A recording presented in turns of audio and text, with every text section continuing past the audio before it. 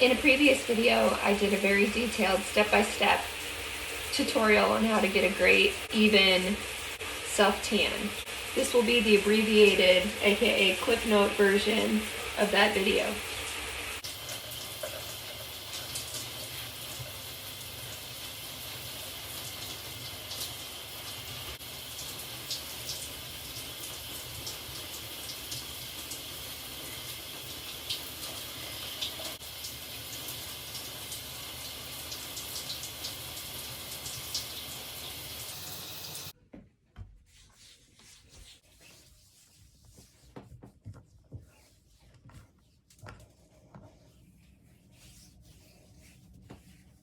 If you didn't watch my other video, again, you do a very light layer to your toes and your ankle.